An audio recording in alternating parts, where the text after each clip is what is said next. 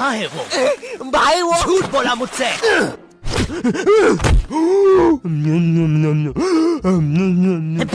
ओए क्या कर रहा है? आरसीबी दे रहा था। सीपीआर कहते हैं उसे। जो लोग डूब के मर रहे होते हैं ना, उन्हें मिलता है ये। है सच में? ओए ले अब मर रहा हूँ करना। कहाँ है वो नकाब पोस्ट गोल्डन एडिशन कार्ड? तूने कहा था कि तू हमें ला के देगा, तो मुझे बताओ वो कार्ड कहाँ? ओए ओए अब मेरी बारी, मेरी बारी।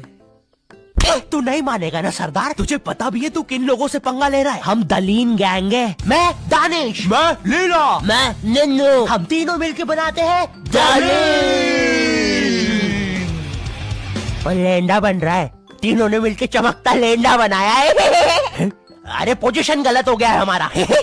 साले 2 घंटे पहले ही बनाया है हमने ये। और सुनो, कोचिंग के बाद फिर से प्रैक्टिस करेंगे इसकी। इस बार लेंडा नहीं बनना चाहिए। और तू बहुत मजे आ रहे हैं ना? अब मैं तेरा चुस्सा मारूंगा। क्या बॉस? कल ही मैंने हार्ट अटैक से चुस्सा मारना सीखा है। चुस्सा मारना उंगलियों के बीच में रबड़ बैंड में एक टूथपिक फंसा के छोड़ देना। बच्चों का एक फन लविंग प्रैंक। किसी की आंख में लग जाए तो उसकी तो मैया। ये हार्ट अटैक वाले के साथ कुछ तो गड़बड़ है।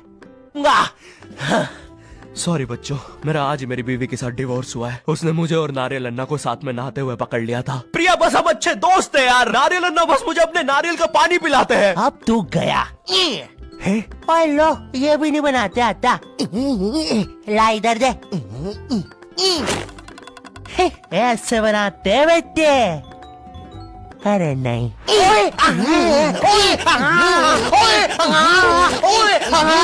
हेलो बच्चों, कैसे? बच्चे तो गलत तरीके से जुस्सा मार रहे हैं। मैंने बच्चों को राक्षस बना दिया है। अब साथ ही में मुझे कमजोर बच्चों की भी मदद करनी पड़ेगी। और सुनो बुरी धूत के बच्चे, जब तुम्हारी ये जबरदस्त कुटाई हो जाए, अपने नरम पिछवाड़े पे हार्ट अटैक पेस्ट लगा लेना, जो कि बनता है सही मात्रा में न्यूज़पेपर और फेविकॉल मिला देने से। सही कहा, इससे तुम्हारा पिछवाड़ा कड़क और मजबूत हो जाएगा। ये लोग मकर संक्रांति के दिन पतंग भी लूटते थे दुकानों से। पतंग से याद है, मैं बचपन में अपने दोस्त जनक के साथ बहुत पतंग उड़ाता था। जनक गुजराती था और गुजराती लोग तो बहुत बड़े पतंगबाज होते हैं। वो लोग गला काटने के बाद भी काहे पोचे चिल्लाते हैं। जनक मेरे घर पे इतना बड़ा गिर्रा लेके आता था पतंग उड़ाने। उसमें पता नहीं कितने 1000 किलोमीटर का मांझा लपटा होता था। हम दोनों का सपना था उस गिर्रे की पूरी ढील देना। एक बार तो गिर्रा खाली होने ही वाला था, पर वो पतंग आर तो घूम के हमारे पीछे से आ गई। हमने हमारी ही पतंग काट दी। तो इस बार हमने सोचा पतंग पूरी परपेंडिकुलर उड़ाएंगे, स्ट्रेट। हमने 2 घंटे ढील दी। वो मांझे में वेव सिग्नल आने लग गए प्राचीन भाषा में। हमें लगा हमने एलियंस ढूंढ लिया, बट फिर धीरे से वो सिग्नल क्लियर हुआ। हमें पता चला हमने कोई नासा का 100 मिलियन का टेलीस्कोप काट दिया। पतंग भी चले, टेलीस्कोप काट दिया।